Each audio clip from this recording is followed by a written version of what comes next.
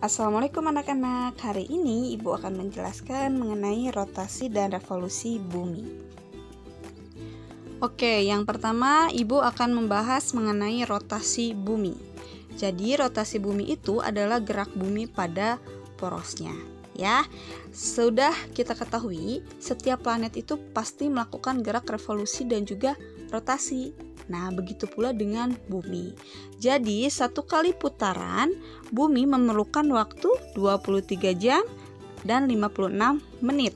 Atau kita bulatkan menjadi 24 jam. Nah, waktu yang diperlukan untuk melakukan satu kali rotasi itu disebut kala rotasi. Jadi, satu kali rotasi bumi disebut juga apa coba? 1 hari ya. Oke, berarti sudah paham ya. Rotasi bumi itu dilakukan selama 23 jam 56 menit atau 24 jam atau 1 hari. Oke, kalau sudah paham, Ibu akan lanjut ke poros bumi. Apa yang dimaksud dengan poros bumi? Nah, poros bumi adalah garis yang bersifat hayal yang menyambungkan kutub utara dan juga kutub selatan. Tempat bumi berputar pada posisi yang tepat ya. Jadi ingat ya, poros bumi adalah garis hayal yang menghubungkan antara kutub utara dan juga kutub selatan. Oke, selanjutnya Ibu akan menjelaskan mengenai akibat dari rotasi bumi. Ya, jadi akibat dari rotasi bumi salah satunya ini adalah terjadinya siang dan malam. Jadi, bagian bumi yang menghadap matahari berada di waktu siang hari dan bagian bumi yang membelakangi matahari berada pada waktu malam hari. Ya, seperti itu. Lalu, apalagi selain terjadinya siang dan malam, yaitu adanya gerak semu harian. Nah, gerak semu harian ya. Jadi seperti apa, Bu, gerak semu harian? Nah, sudah yang kita ketahui, matahari itu terbit dari arah timur ke barat ya. Jadi gerakan seperti ini disebut gerakan semu harian matahari. Nah, gerakan ini terjadi karena adanya rotasi bumi. Jadi bumi berotasi dengan arah gerakan dari barat ke timur, sehingga matahari seolah-olah bergerak dari timur ke barat. Nah, seperti itu maksud dari gerak semu harian ya. Lalu yang ketiga itu adanya perbedaan waktu di berbagai tempat di dunia ya.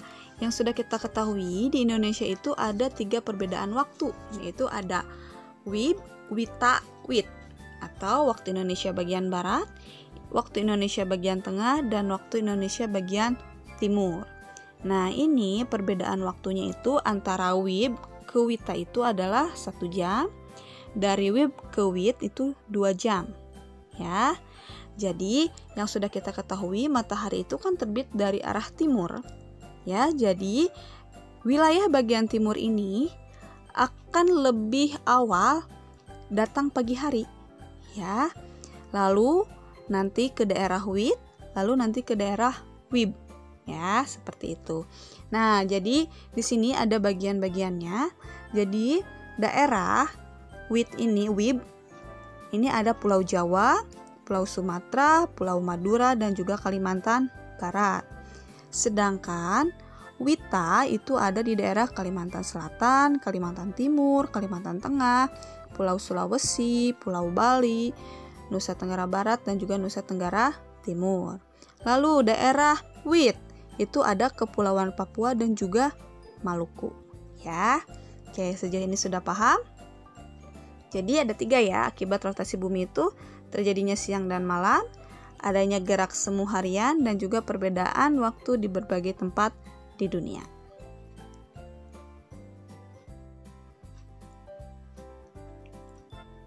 Selanjutnya revolusi bumi. Nah, revolusi bumi adalah gerak bumi mengelilingi matahari ya. Jadi bukan matahari mengelilingi bumi, tetapi bumi yang mengelilingi matahari. Nah, seperti rotasi, ada akibat dari revolusi bumi. Ada apa saja akibat dari revolusi bumi? Yuk kita ke penjelasan selanjutnya. Nah, sekarang Ibu akan menjelaskan akibat dari revolusi bumi. Nah, salah satu akibat dari revolusi bumi yaitu adanya pergantian musim. Kok bisa, Bu? Revolusi bumi itu mengakibatkan adanya pergantian musim? Nah, jadi dalam geraknya itu sumbu bumi ini mengalami kemiringan 23,5 derajat terhadap bidang edar bumi atau ekliptika. Nah, jadi kemiringan bumi selama berevolusi ini mengakibatkan kutub utara dan kutub selatan secara bergantian condong ke arah matahari, ya. Jadi, misalnya ketika kutub utara condong ke arah matahari dan kutub selatan menjauhi arah matahari, maka bumi bagian utara ini akan mengalami musim panas dan bumi bagian selatan akan mengalami musim dingin. Nah, begitu juga sebaliknya, ya. Tapi yang perlu kalian ketahui ya, di Indonesia itu hanya ada 2 musim, yaitu musim kemarau dan juga musim hujan. Kenapa?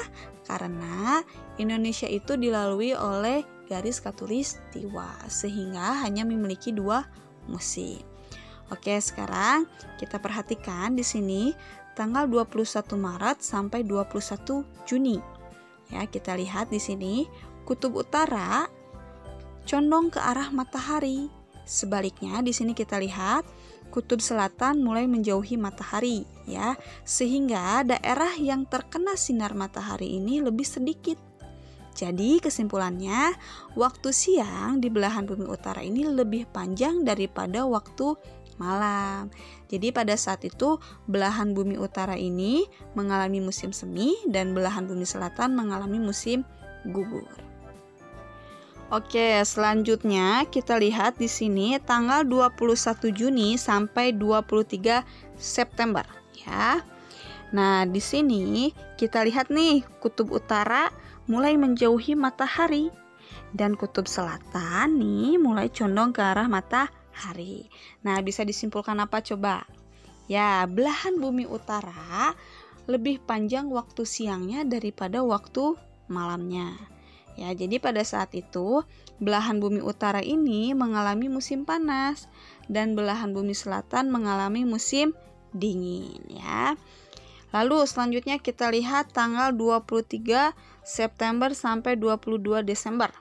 Ya, di sini kita lihat kutub utara ini mulai menjauhi matahari, ya, dan kutub selatan mulai condong ke arah matahari.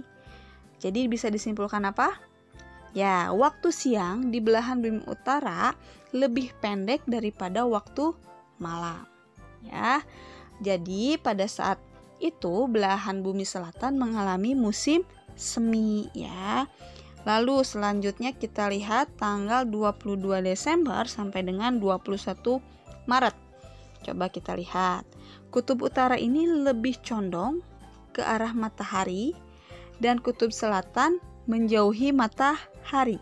Kesimpulannya apa? Ya, waktu siang di belahan bumi utara lebih pendek daripada waktu malam, ya. Dan perlu kalian ingat, tidak semua permukaan bumi itu mengalami 4 musim.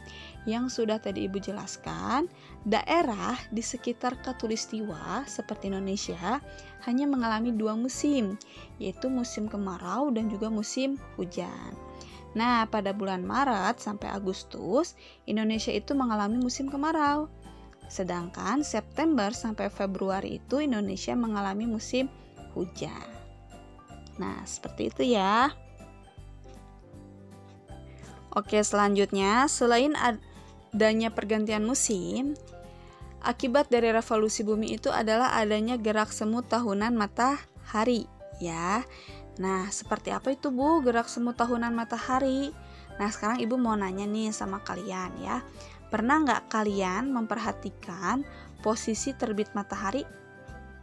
Nah, matahari terlihat terbit dari tempat yang berbeda setiap waktu tertentu ya. Padahal matahari sebenarnya tidak mengalami perubahan posisi. Nah, ini terlihat seperti itu terjadi karena adanya revolusi bumi. Jadi matahari seolah-olah bergerak atau berpindah tempat. Nah, gerak inilah yang disebut dengan gerak semu matahari tahunan, ya.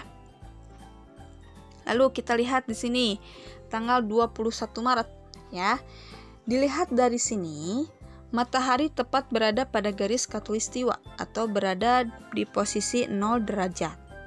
Nah, akibatnya matahari seolah-olah terbit tepat di sebelah timur. Nah, jadi dengan demikian matahari seolah-olah terbenam tepat di sebelah barat. Nah, sekarang kita lihat tanggal 21 Juni. Nah, di sini kita lihat matahari tampak berada pada posisi 23,5 derajat lintang utara, ya. Nah, ini akibatnya matahari seolah-olah terbit agak sedikit bergeser ke arah utara. Lalu kita lihat tanggal 23 September.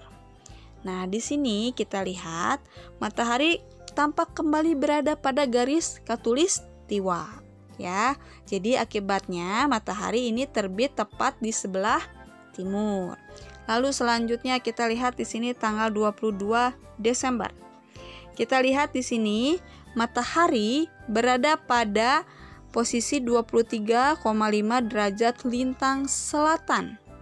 Nah, jika dilihat dari bumi, hal ini menyebabkan matahari seolah-olah terbit agak sedikit bergeser ke arah selatan. Nah, itulah yang dimaksud dengan gerak semu tahunan matahari, ya. Oke, karena Ibu sudah menjelaskan beberapa akibat dari rotasi dan revolusi bumi, mari kita perhatikan video mengenai gerak bumi dan juga matahari. Oke. Apakah bumi benar-benar berputar atau matahari yang berputar?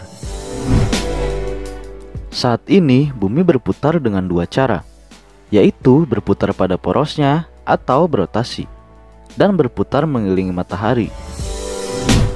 Jika begitu, artinya kita mengelilingi matahari. Namun, ada beberapa orang berpendapat, kenapa kita tidak merasakan putaran tersebut? Apakah bumi tidak berputar, melainkan matahari yang berputar?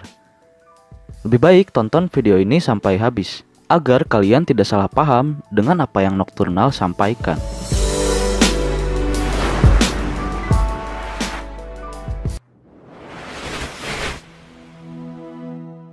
Ratusan tahun yang lalu, ada beberapa orang percaya bahwa bumi itu diam tidak berputar.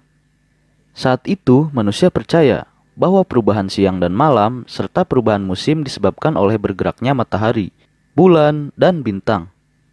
Hal ini karena kelihatannya memang bumi tidak bergerak sama sekali. Tidak ada yang merasakan bumi itu bergerak atau berputar. Namun, seiring berjalannya waktu, teknologi semakin canggih. Pengetahuan manusia tentang antariksa semakin banyak. Manusia kini tahu bahwa bumi berputar dengan dua cara, yaitu rotasi dan revolusi. Namun, jika bumi bergerak, kenapa kita tidak merasakannya? Bumi berputar pada sumbunya sekali dalam 24 jam sehari. Bumi berputar dengan kecepatan 1600 km per jam. Hal ini bisa terjadi karena kita dan segala lainnya termasuk lautan dan atmosfer berputar bersama dengan bumi pada kecepatan yang sama. Contoh ketika naik pesawat, lalu terbang saat berpergian dengan lancar pada kecepatan yang sama dan ketinggian yang sama. Ketika melepas sabuk pengaman lalu berjalan-jalan, sama sekali tidak merasakan gerakan pesawat tersebut. Kita bisa merasakannya saat pesawat take off dan landing, di mana akan merasakan getaran dari pesawat tersebut. Nah, sama halnya dengan bumi. Bumi berputar dengan konsisten atau tidak berubah-ubah putarannya. Kecuali bumi tersebut berubah drastis, maka kita akan merasakannya. Hal ini sama halnya ketika kita mengendarai sebuah mobil dengan cepat, lalu tiba-tiba rem mendadak. Nah, kita pasti terpental, bukan? Bumi juga akan mengalami seperti itu. Jika berhenti secara tiba-tiba, maka akan sangat terasa sekali oleh kita.